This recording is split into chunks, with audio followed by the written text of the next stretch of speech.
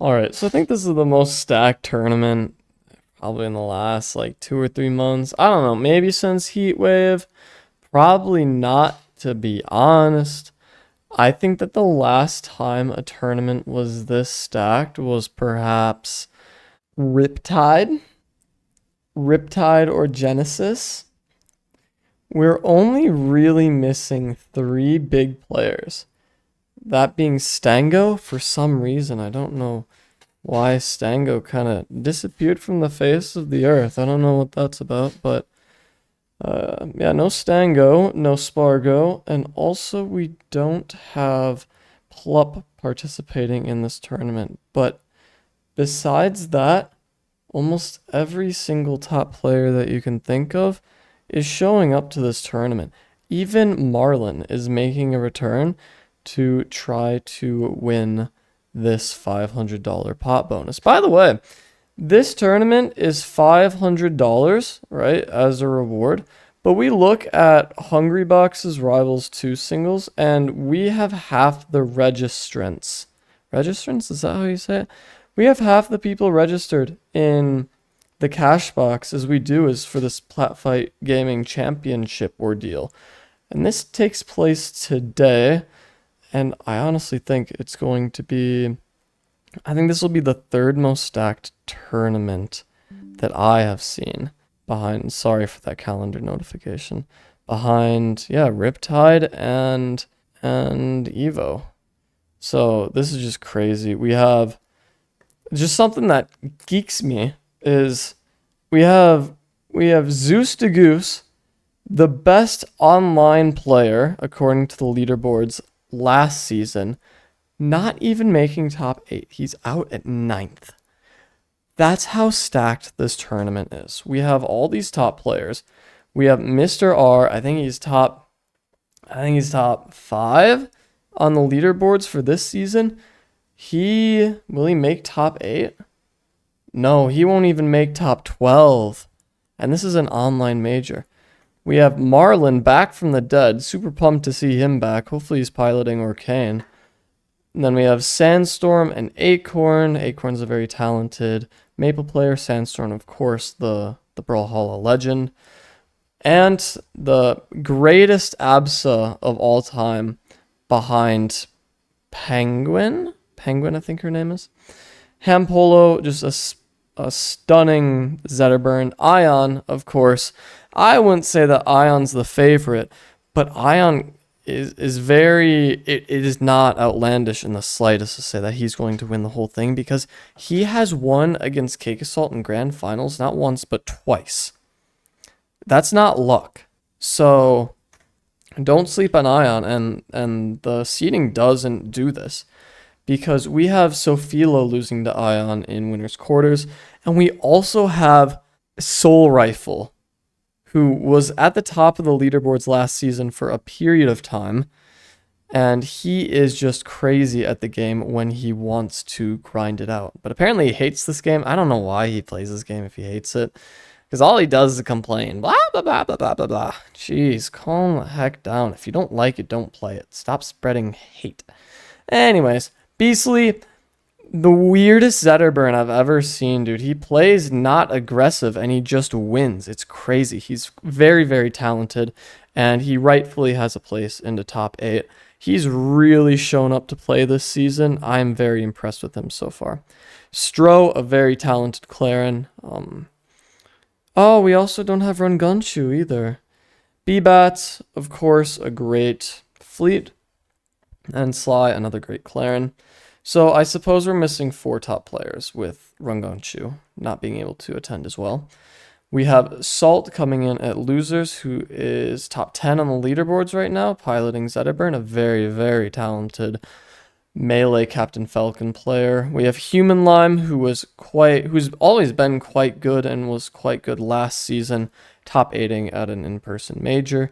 We have Sealder, a very talented Fleet, who regularly gets top 4 in various smaller online tournaments. We have Sapphire at GD, a very talented Zetterburn, who I predicted would do really well this season, but hasn't been performing up to my expectations.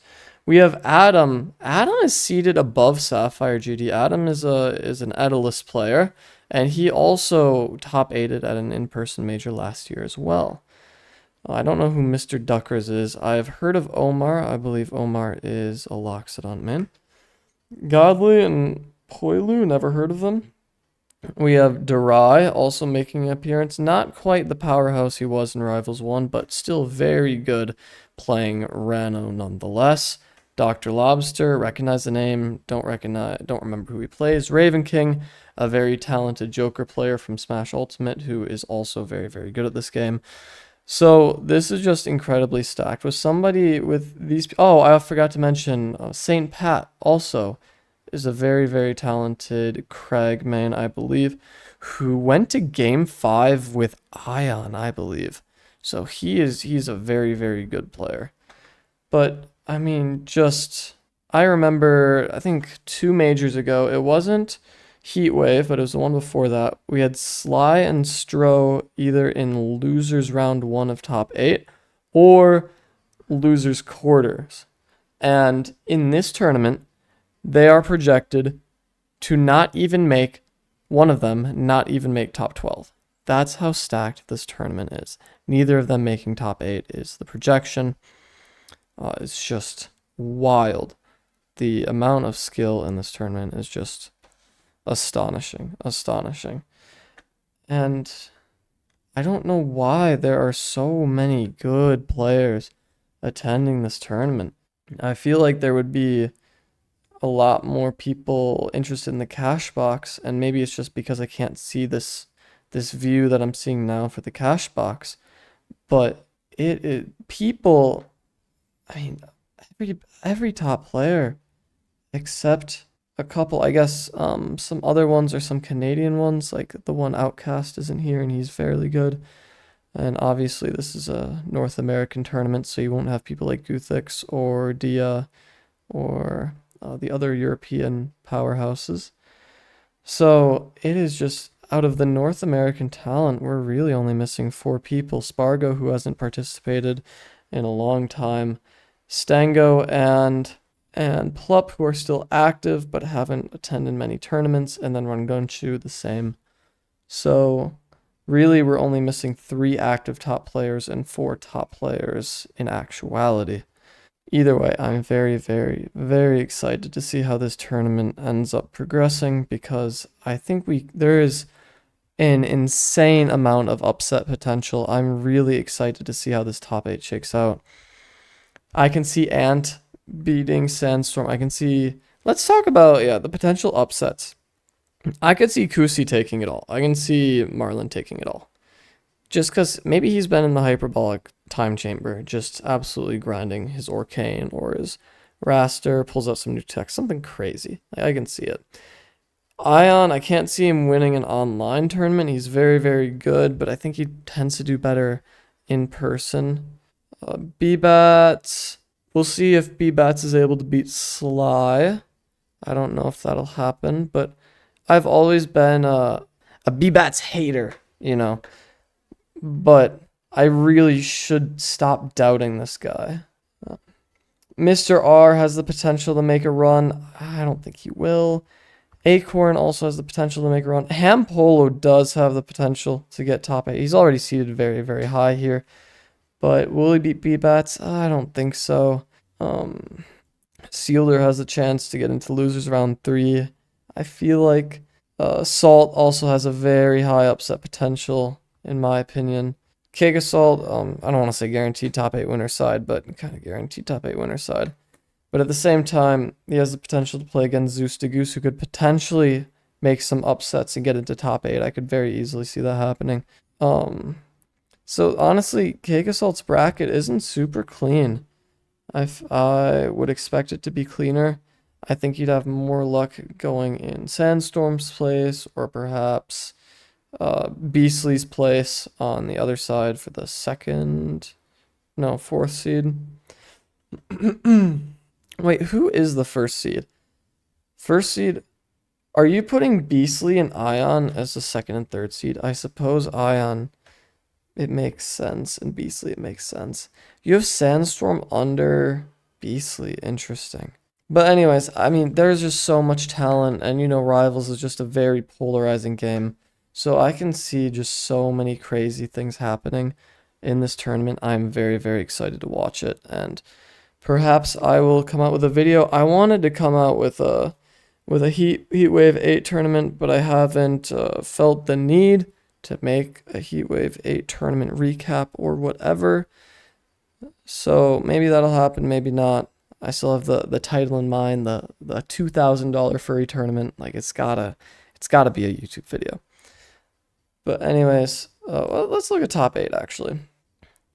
We see Cake Assault winning the whole thing, very, very likely. That man is very talented.